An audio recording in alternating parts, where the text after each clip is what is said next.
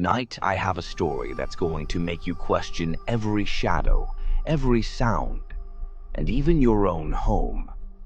This is not just a ghost story. This actually happened. A young woman named Lisa, a college student, moves into a small apartment near her campus. It's cheap, quiet, and perfect, or so she thinks. But from the very first night, things feel off. Her bedroom window faces an old, abandoned building. The curtains are thin, and at night, she swears she can feel eyes on her. She brushes it off as paranoia, until one night she hears a faint tapping on the glass. One night, while studying late, Lisa notices movement from the abandoned building. She freezes. A dark figure is standing in one of the windows. It's not moving, not swaying, just watching. Lisa shuts her curtains and tries to shake it off. But every night after that, she starts waking up at exactly 3:17 a.m. to the sound of faint knocking. She tells her best friend, Maya, who laughs it off.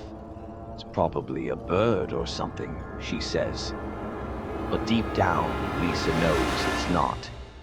Lisa's unease grows, so she decides to set up her phone to record while she sleeps. The next morning, she checks the footage. For the first few hours, nothing happens.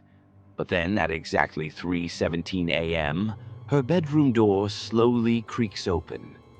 Lisa's breath catches in her throat. The door doesn't just open. It opens in the same unnatural way, like someone is deliberately pushing it. No one is there. Terrified, she checks her messages. There's a new photo in her phone's gallery. It's a picture of her, sleeping. She never took it. Lisa rushes to Maya's house that night, shaking. They call the landlord and demand to check the apartment. When he arrives, he sighs. "You should know something," he says, hesitating. "The last tenant, she disappeared." Lisa's stomach drops. The landlord finally unlocks the crawl space above her closet. The moment the door swings open, the stench of rotting flesh fills the air. Inside is a nest of blankets, a pile of food wrappers, and a phone. It's still recorded.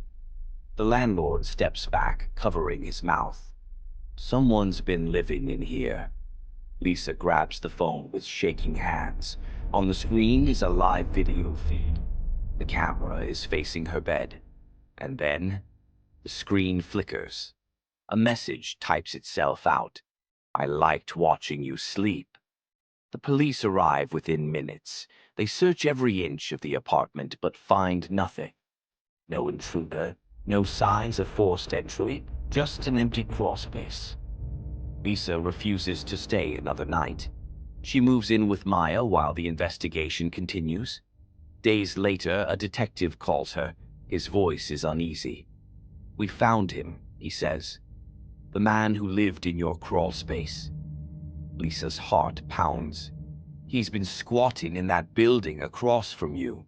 The one you said you saw him in." Her blood runs cold. "Lisa." The detective pauses. "That building was condemned. No one could have been in there.